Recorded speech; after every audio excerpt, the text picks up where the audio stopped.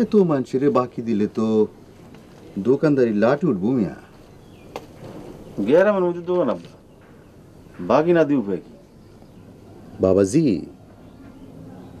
বাকি আদায়ের তরিকা না জানলে গ্রাম বলো আর গঞ্জ বলো কোথাও গিয়ে সুবিধা করতে পারবা না। বাবা ঘরে আসো, চা ঠান্ডা হয়ে গেল, পরে দোকানে হিসাব করে তো আসো। হ্যাঁ বাকি চা নাস্তা খাই এলাম, এগুলো পরে দেখেন। আসেন।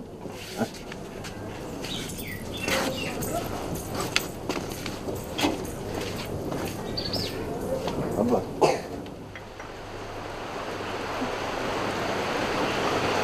কিরে মা, তোর মুখ বেজার কেন? কই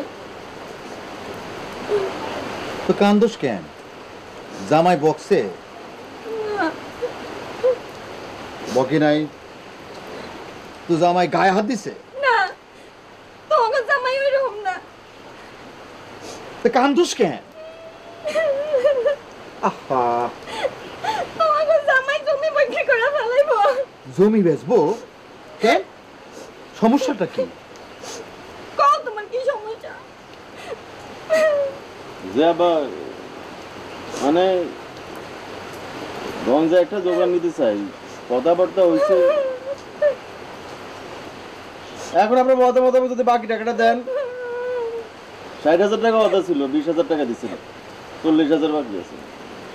বাবাজি, গঞ্জে ব্যবসাপাতি করা সহজ ব্যাপার না। আগে উপযুক্ত হও। ওয়াদা যখন করেছি টাকা আমি তোমাকে দেব। দরকারের সময় টাকা না বলে এই টাকাটাই আমার কাম কি? হ্যাঁ, তোমার কাছে টাকা আছে বাবা, তোমার দিতে অসুবিধা কি? আরে মা, 40,000 টাকা নগদ একটুখানি কথা না মা। তাছাড়া তোর ভাইয়েরা আছে না? ভাইদের কিসের অভাব? তারা চাকরি করে ঢাকায় থাকে। তুমি যদি দিতেই না পারো তখন কথা দিছিলা কেন তাহলে?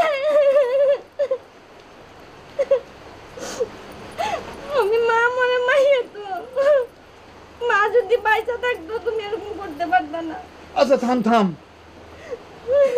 টাকা আমি তোকে দেব, কিন্তু এই শেষ। জামাই বাবাজিরও বলে রাখি, গঞ্জে ব্যবসাদারি করা অত সহজ ব্যাপার না। আপনাকে জামাই মাশাআল্লাহ চালাক চতুর আছে।